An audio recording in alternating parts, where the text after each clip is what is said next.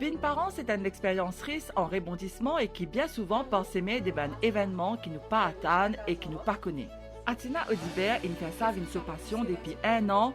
Il crée un podcast avec l'aide des autres professionnels. Les revines dans ce podcast, l'ont une question qui maman, fitia maman et papa posent avant et qu'après naissance des enfants. Tournir qui se la vie prend après l'arrivée des enfants, mais aussi changement qui est capable d'arriver dans l'écho à une femme après l'accouchement. Entre méthode ancestrale et médecine moderne, ce conseil gagne beaucoup vieux sur les réseaux sociaux.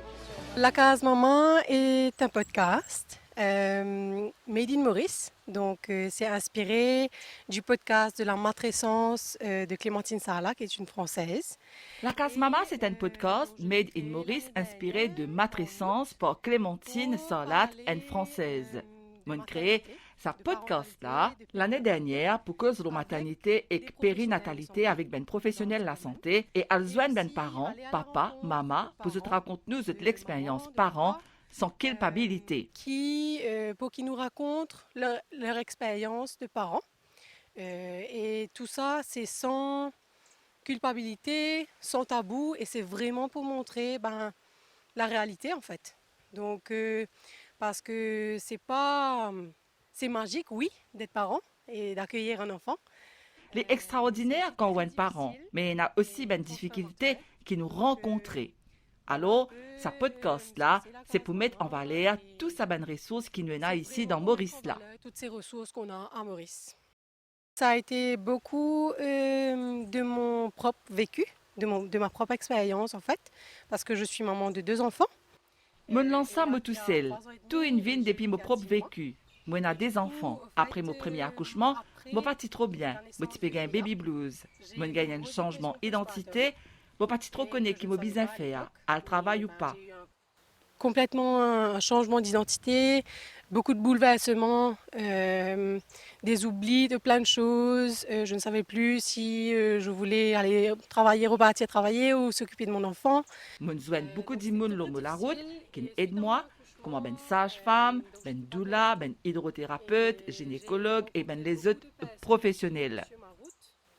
Qui m'ont aidé, comme des sages-femmes, comme des doulas, comme des hydrothérapeutes ou même des gynécologues. Mon renseigne-moi, mon lit beaucoup de livres, mon réalisé qu'il y en a beaucoup de parents comme moi qui passent par même l'expérience. Dimoun, tu peux vivre changement et bouleversement. Premier podcast, c'était avec Camille, qu'on va voir tout à l'heure justement, qui est hydrothérapeute, qui fait du vaginal steaming, sauna périnéal en français. Mon premier podcast, c'est avec Camille, qui est une thérapeute. Pour mon deuxième accouchement, Camille suit moi avec sauna périnéal pour préparer mon accouchement et elle fait un plan pour moi. Et bon, on va voir un petit peu plus en détail avec elle plus tard. Tout à l'heure, elle pour explique-nous à quoi il servit, qui se ben l'avantage, qui se ben contre-indication. Mon faire un podcast Lola avec lui. Je fais de l'hydrothérapie périnéale. Donc, entre d'autres termes, c'est le sauna périnéal. Me faire hydrothérapie périnéale, en 2 termes, c'est sauna périnéal. C'est utilisation vapeur de l'eau et plante qui peut aller vers le périnée au niveau bassin pour être capable et n'a bien fait grâce à sa vapeur-là. Cette méthode vient du monde entier. Ça a été retrouvé donc chez tous les continents. Sa méthode-là vient depuis le monde entier. Elle est retrouvée dans tout les continents, l'Inde, l'Europe, l'Amérique, l'Australie et dans Maurice. Elle est assez connue. Elle est servie par des sages-femmes dans des villages, mais seulement, je ne pas servi de l'eau, je te servi la fumée après l'accouchement pour soutenir les femmes. Après l'accouchement, pour pouvoir soutenir la femme en postpartum. Dans le cadre de la Case Maman, j'étais intervenue pour parler de la préparation à l'accouchement et à l'accouchement.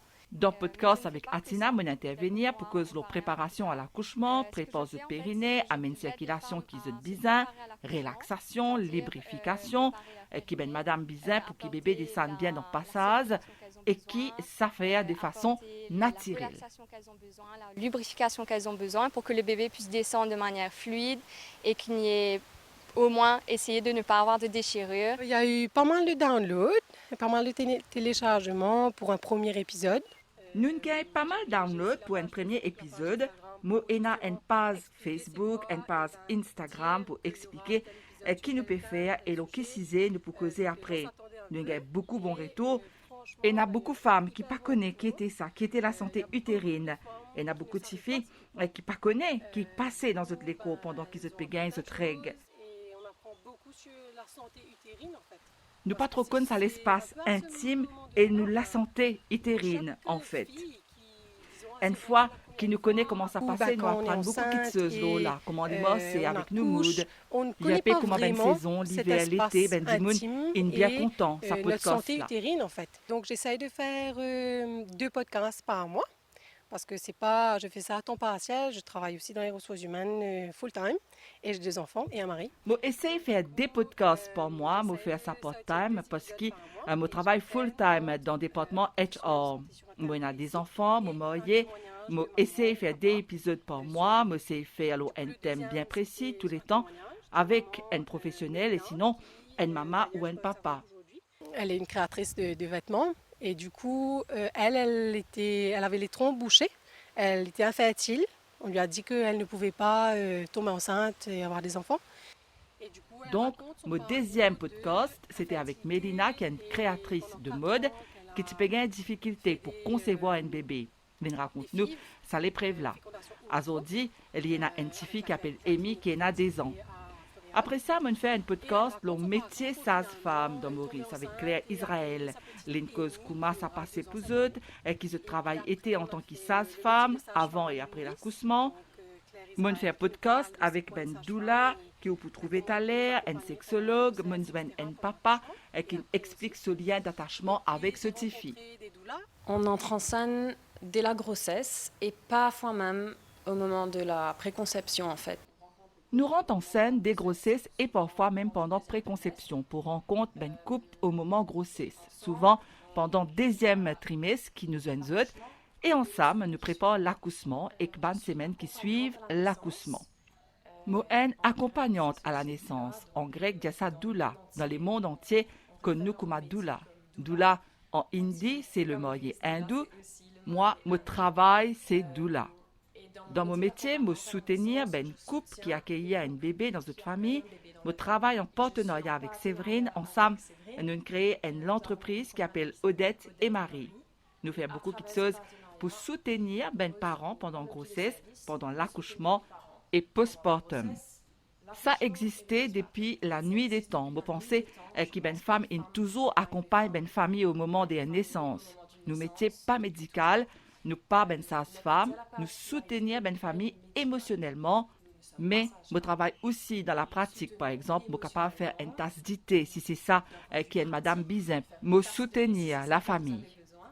Je viens soutenir la famille. Je me focus plus particulièrement sur les femmes, les couples et les familles en postpartum après la naissance de leur bébé. Je accompagne ben couple et ben famille et autres bébés. Je soutenir les autres au niveau logistique, dépendant de ce qu'ils ont besoin. Ben parents, il y a beaucoup de questions quand je peux accueillir ce premier bébé ou ce deuxième ou bien ce troisième bébé. Il y a beaucoup de questions. C'est un moment intense de la vie et des fois, je besoin une doula postnatale. Donc, je retrouve dans cette intimité. Une doula postnatale, donc je vais chez eux à domicile. Je les retrouve dans leur intimité avec leur bébé. Ben parents, il y a beaucoup de questions. Les capables une question sur l'allaitement, les capables comment une madame sentit après l'accouchement. Quand il vient maman, les capables il y a beaucoup de questions dans sa nouveau rôle qui peut arriver là et qui prend le temps pour installer. Donc, me soutenir eux. Et donc je les soutiens. C'est par la force des choses qui Atina est une vie podcasteuse. Il est bien content, il est capable de partager l'expérience avec les autres femmes qui vivent les mêmes affaires qu'il vit. Alors, je trouve que c'est quelque chose qui vraiment m'apporte beaucoup. C'est une affaire qui amène moi beaucoup de choses. Nous pas une podcasteuse dans Enzo. Il fait partie de mes guérisons. Moi apprends beaucoup de choses. Moi joins beaucoup de monde formidables. Et après ça, ce qui me content, Moi bien reconnaissante pour ça aussi, c'est qui moi aide beaucoup d'immunes et je sentis moins tout seul dans notre maternité et notre parentalité. Et nous guette vrai côté la vie. Beaucoup de personnes à se sentir moins seules dans leur maternité, dans leur parentalité. Et j'essaie de montrer le vrai côté parce que parfois par les réseaux sociaux, on est un peu... Les réseaux sociaux parfois nous remontrent nous en tant que parents parfaits et nous mettent beaucoup de pression l'on nous-mêmes en tant que parents. Nous pas montrer nos bébés qui peuvent plaire, nous pas trop montrer ben côté négatif. Mais nous ne pas oublier qu'il y a beaucoup de difficultés quand nous sommes parents. Il y a beaucoup de monde qui disent à moi merci, qui m'ont montré vrai la vie en parents. Il y a des bons retours et les gens me disent merci de montrer la vraie vie, quoi. Atina donne sens à un papa pour exprimer leur parentalité dans ce ben podcast. J'ai pris un peu de temps pour avoir le premier papa sur le podcast. Je prends un peu le temps pour gagner un premier papa pour mon podcast. Je faire un épisode récemment que un papa cause lorsque l'expérience. C'est important que dès le départ, en fait, le papa soit impliqué. Je ne vais pas prendre l'exemple de changer des couches, mais c'est vraiment au niveau de la maman, elle vient d'accoucher, elle vient de donner naissance. L'important qui depuis le commencement même implique ben papa. Faut pas pour prendre l'exemple sans couche, mais maman là fait accoucher, les besoins récupérés, les besoins gagnent soutien. Tout le monde besoin là pour occuper maman là. Très souvent, nous occupons 10 bébés. Vous pensez que quand nous impliquons un papa depuis le commencement, poids mental, plus partagé dans le couple et la famille. Mais en même temps, il faut s'occuper aussi de la maman. Il y a beaucoup de pression sur la maman qui doit être épouse. Et il y a beaucoup de pression sur la maman là. Les besoins de travail, les ménages, les famille. C'est là que me cause le charge mental dans mon podcast. Zoé Rosa est une sexologue. Atina fait appel à lui pour ce podcast en tant que professionnel, lui démystifier une question sensible et tabou. La sexologie, c'est pas de la psychologie. Les psychologues travaillent vraiment sur le pourquoi. Moi, je suis dans le comment en avant sur le bien-être sexuel et que ça a à faire avec l'individu, le couple, le groupe. Sexologie, c'est pas psychologie. Ben psychologue travaille le qui faire. Moi, je travaille le comment nous avancer le bien-être, sexualité qu'il y a un individu, il y a un couple et aussi le bien-être ben genre. Je travaille aussi la parité expression sexuelle dans sécurité et consentement surtout. Et pour podcast La Case Mama et dans contexte développement ben famille, sexologie clinique, li occupe bien-être pendant la grossesse. Et après ça, li occupe développement familial parce que souvent les corps transformés, ben hormones al partout et il y a une nouvelle dynamique qui est installée. Perception qui est un individu et n'a la vie intime capable de transformer. Une femme debout devant la glace, li ne peut trouver pareil. Et après ça, quand bébé naît, capable de postpartum et baby blues. Et tout ça, elle y fait qu'un dimon n'est plus et la même dynamique et affinité sexuelle. Donc, mon rôle dans grossesse, développement familial, dans développement parental, c'est make sure qu'il se fait individuel dans un couple, sur l'expression intime, sur les temps, sur l'espace pour redécouvrir autres en tant que couple et retrouve une dynamique de vie charmant, aéré et plus stable qui possible. Mon rôle, c'est amener secours à sa communication qui manquait là. Pouvoir porter secours à cette communication manquante. Voilà. Le podcast que je fais avec... Podcast qui m'en fait avec Atina et le postpartum. Comment nous retrouvons-nous après une naissance, quand un bébé traverse ou l'écho, tout insensé. Et la même bonne femme qui, après cette césarienne, a une grosse cicatrice. Et là, je réside l'écho. Donc moi, je crée une place dans un couple, tous les deux du monde capable cause leurs émotions sans isement et découvrir encore une fois me dire, me servi beaucoup ça me là, c'est une redécouverte. Plus grand challenge pour moi, c'est expliquer un dimon qui quitte fois ligne conditionnée et qui est capable de déconditionner et est capable de redécouvrir ce système nerveux. Métier qu'ils ont faire, il y a un métier qui est encore tabou dans la société. Pour la plupart des gens qui contactent lui, il y en a défi, raciazeux. Je travaille en ligne généralement. Je travaille en ligne parce qu'il y en a beaucoup de monde qui pas envie de moi dans mon figure. Minimum qui est capable de nous, c'est tellement un espace sécurisé pour dire à des gens là, allez, vide te sac. Si je retrouve toi dans la rue Enzo, je peux faire tout pour pas reconnaître toi, parce que ça, c'est ma profession. C'est comme ça qu'il me rend des gens là à l'aise et des gens là capable de dire lui-même, ok, je suis capable de vider mon sac. Et parce que je gagne beaucoup l'appel, des gens là demander, c'est bien service sexologie clinique, s'il vous plaît. Comment dire, mon service secret, moi. Je trouve ça innocent, mais nous mettons tellement pression sur ces gens là. Vous imaginez, quand nous trouvons un dimoun dans la rue, nous avons tendance zizli. Nous zizli par l'éducation, qui sont à tout, qui est capable de mettre des plis dans votre travail, même dans l'amitié, parfois, les comme ça. Nous avons des gens là, d'abord par ce pied, et là, nous monte vers la tête. Très souvent, on commence par une première session découverte.